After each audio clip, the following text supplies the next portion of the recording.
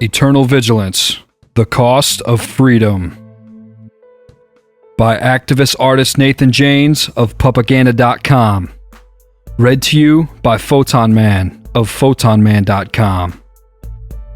Quote, diet, injections, and injunctions will combine from a very early age to produce the sort of character and the sort of beliefs that the authorities consider desirable, and any serious criticisms of the powers that be will become psychologically impossible.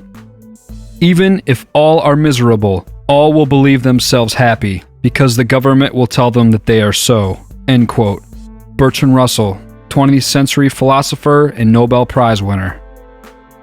The most widespread form of slavery today is of the mind. Individuals are controlled and managed by the establishment on a level that can be hard to recognize. Disinformation is continuously spread by the mass media. Children are schooled by the state, yet never receive education. The traditional family is in danger of extinction. Our food and water is full of toxins. We have adapted to incremental changes that amount to significant threats to our personal freedoms, independent thoughts, and quality of life. Largely, the public has become sick and dumb. Our country is in a state of crisis. The establishment has colluded to sabotage education in America, producing a population that is unable to think critically and logically. Children are indoctrinated through schooling, trained not to question authority, and rewarded for competing with their peers and doing exactly as they are told.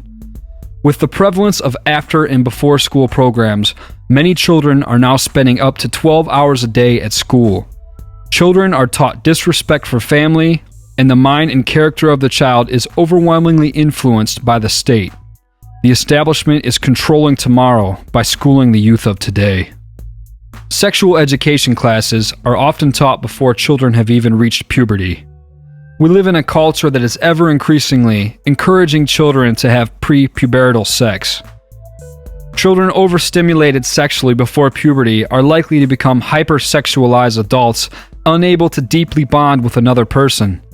The entertainment industry is constantly sending the message of promiscuity through movies and television that capture an audience of young viewers. According to Nielsen television statistics, Desperate Housewives was the most popular television show with girls aged 9 to 12 in 2005. Even the United Nations pushes the agenda, advocating masturbation for children as young as 5 years old in a 2009 report titled International Guidelines for Sexual Education. Culture is being used as a weapon against the traditional family. The media continuously portrays fathers as pathetic fools celebrated for their stupidity rather than for moral strength and integrity. Women have been portrayed as independent, career-focused, self-obsessed individuals who are sexually aggressive and promiscuous.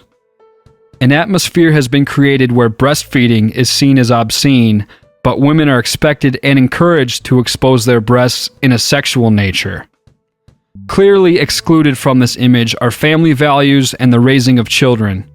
Instead of surrounding the family dinner table for meals and discussions, we surround the television each evening, absorbing the views and ideas it promotes. Entertainment distracts us and detaches us from reality. Going beyond product placement, movies and television are now a platform for psychological conditioning in the form of behavior placement, strategically influencing viewers to adopt behaviors they see modeled in their favorite shows. Culture is controlled and manipulated through messages on television programs, movies, and in print. Both the questions we ask and the answers we accept have been conditioned in us. We are programmed to be predictable in our reactions and the decisions that we make. We are distracted from what is threatening our personal freedoms and quality of life and being directed into a future planned by the establishment. Our quality of life is constantly being degraded by the poisoning of our food and water. Our environment is so polluted with toxins that it's almost impossible to stay away from them. A vast array of pharmaceuticals, including antibiotics, mood stabilizers, and sex hormones, are found in the water we drink. Over 69% of the population drinks from a fluoridated water supply, despite the fact that fluoridated water has been connected to bone cancer, thyroid cancer, dental fluorosis, and a multitude of other serious health problems. Bisphenol A, which acts as a synthetic form of estrogen, contaminates our food and poisons our children. Aspartame, a neurotoxin that attacks the brain, is found in over 6,000 food products. Teflon, monosodium glutamate, and genetically modified foods all find their way onto our dinner plates, each affecting our bodies negatively, the extent of which is yet to be seen. A long list of other chemicals finds their way into our homes and bodies, even passing through the placenta and making us sick from birth. A host of illnesses are on the rise, including allergies, asthma, cancer, heart disease, diabetes, and more. For every prevalent disease, there is an advocacy organization. The organizations, supported largely by the federal government and the foundations of corporations, heavily promote a cure to disease rather than proper prevention. Profits are protected over the health of the people. A patentable cure makes much more money than prevention, which would require consuming less cancer-causing products.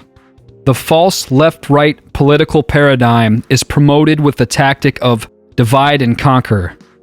Most people fail to realize that the public policy of today was planned long ago by the ruling establishment. The two political parties are controlled by the very same interests, yet those behind the party lines continue to fight back and forth over trivial matters. Little of what the two parties continue to debate has any effect on the actions of the government. More deserving of our attention are the links between our representatives and multinational corporations. Representatives from both parties are choosing to represent the concerns of corporations and special interests over those of the people. In order to speak freely in some public spaces today, one must be in a free speech zone or risk arrest. Individuals are being conditioned to fear the consequences of dissent. Those who speak out against the establishment are labeled as conspiracy theorists. Citizens are arrested and detained without just cause under the umbrella of the Patriot Act. Provocateurs are commonly used by law enforcement to incite violence at public demonstrations, triggering the arrest of nonviolent dissenters. Despite the deplorable state of our society, the establishment does not yet have complete control. We are still able to resist. Now is the time to get angry, get focused, and to take action.